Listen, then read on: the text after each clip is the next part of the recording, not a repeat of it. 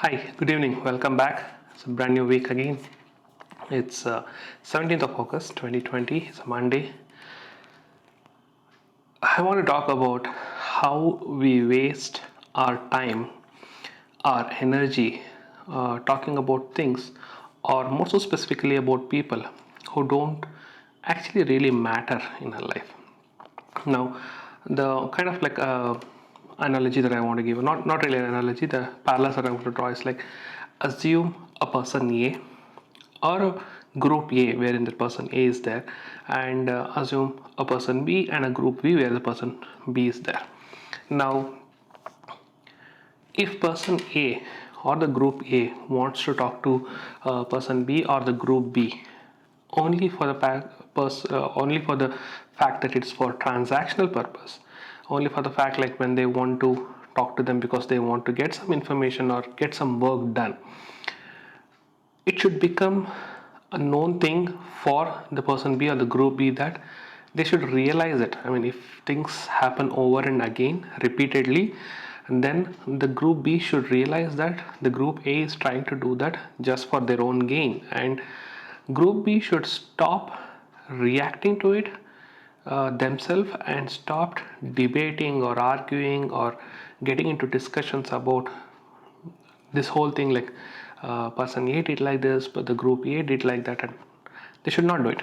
Now, what really happened, I don't really want to say what this person A or group A is all about, but assume that the person B is me or the group B is my family wherein I am a part of it. Now, I realized that over the last maybe like 4 days, or maybe like take it explicitly 3 days, in various instances in the last 3 days, me and my family are getting into conversations, debates, and arguments over a thing which is not even related to something happening within our family. Now, when I say something which is happening within our family, it's like we are talking literally about why person A is behaving like that, why the group A is behaving like that, why they did that, why they didn't do it, why didn't they inform us, why did they inform us, why are they informing late, and most of specifically why are they using us as a window, and is there any strategy behind using us and all those stuff. Now I realize that we spent countless hours, I'm not exaggerating, like literally spent countless hours the last maybe like 3 days debating about all those things. And when I say hours, like I even got into a situation wherein on Saturday night I was on a call with my sister for almost about 1.5 to 2 hours in the night, late night, and she was upset about something, and I just realized that we spoke so much trying to analyze this, but at the end of it, we know the answer that we won't get anything out of this whole conversation that we are getting into, and we're just literally wasting our time, and literally wasting our energy, and we're just spoiling our mindset by doing or getting into this conversation is what I really felt. So eventually what I want to tell is very simple. I mean, it's not that I didn't know about all these things, this whole thing that I'm talking about, but what I want to tell is, if you know that a person is trying to reach out to you for their gain, and very unlikely they'll get back to you after their work is done, or if they want to get shielded by you, and once it's all done they don't want to get back, just like acknowledge them with whatever you can at that point of time. Don't dig deep into it or get involved and try to get to help them over and beyond your capacity, or probably over and beyond what they expect from you. The more you try to do that, you are expecting them to acknowledge it back, but they will never do it. So just stay away and just like don't break it. Like if somebody comes to you for a transactional purpose, keep it transactional, that's all. Don't get too emotional about it, just move out of it. Once that is done, more, don't go back, dig and try to do autopsy of the whole situation. That's exactly what is running in my mind. I think I'll go and tell this to my family members also. I just like while walking earlier in the day, I just realized like enough is enough. We should stop breaking our head and wasting our time talking about this. Anyway, having said this, 2 3 other points. As much as I'm slowly uh, getting away from cricket over a period of time, it's just IPL that I'm involved in. Like it's only for the RCB that I see IPL, nothing else. But one real specific thing happened over the weekend. That is, MS Dhoni, who was the former captain of the Indian cricket team in all the three formats, he retired. He was 39 years and such a fantastic person he is. Like, I mean, I don't really talk too much about cricket or cricketers and matches and all those stuff. Like, I used to be a die-hard fan of cricket, especially Indian cricket, but it's been like what, almost 10-15 years since I've, like, it's since like I started my work, and like that specific World Cup in 2006 or 2007, yeah, that's when I really stopped thinking and talking about cricket from the bottom of my heart. It's like I just watch cricket when I want, and I watch IPL because that's the shortest, I mean like T20 rather, because that's the shortest form, and that's it, nothing more than. I'm aware of what's happening, but I don't get into who is good, who is bad, why did they do that. But anyway, on a more personal note, Dhoni was one person who was extremely charismatic and extremely brainy, for that matter. I mean, I'm no one to judge how good a batsman he was, how good a wicket keeper he was, and all those stuff. And he's a good bowler also. But though he has not done it full scale, but he's a good bowler also. But the type of thought process that he gets into, the type of strategies that he applies. I mean, you just go and Google or search in YouTube for Dhoni strategies, Dhoni tactics, and Dhoni's reflexes. You'll come to know what type of person Dhoni is. So I really appreciated him for that. Like, he's like next level stuff. I don't think so I've ever seen somebody who can be compared to him. Like, there are so many legends in cricket world across the world, but this guy is a totally different person altogether.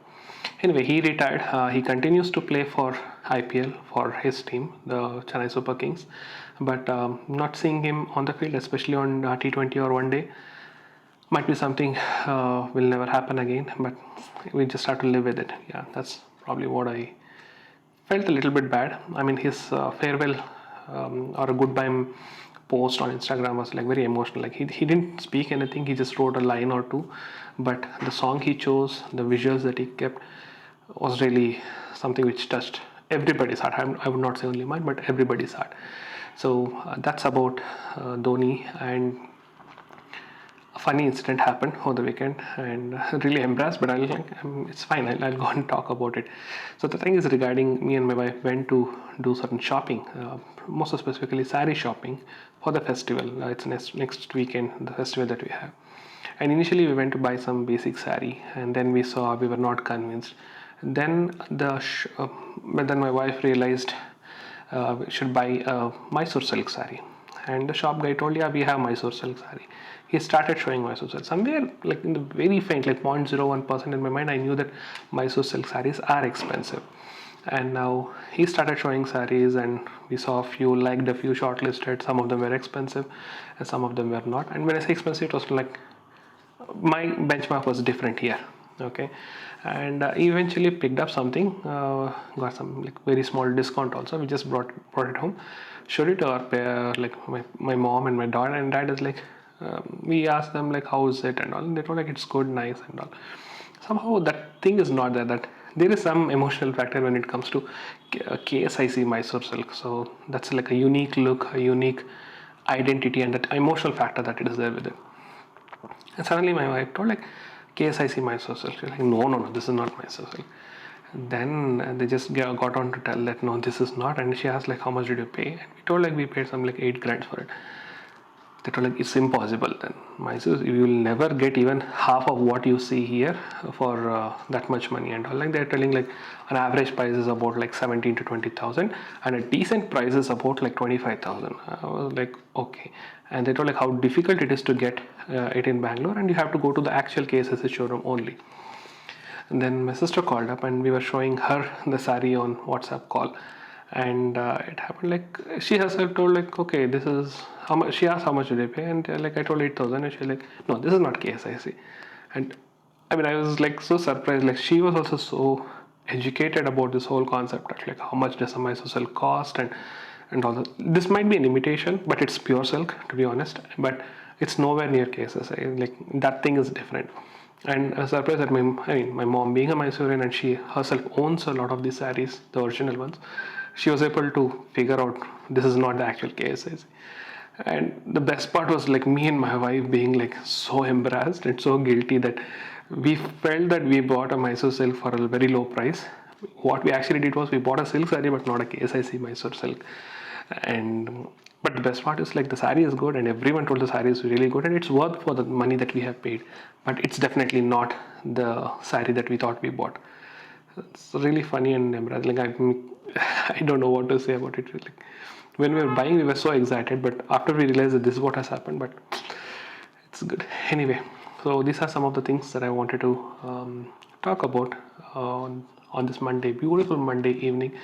The weather is fantastic from morning. It's so cloudy, it's so gloomy, and since afternoon it rained a little bit in the afternoon, but now when I went for a walk around 6 o'clock, the tiny drizzle, it just like cheers you up. Like I love such a weather. So fantastic day. So it's nice, productive day today.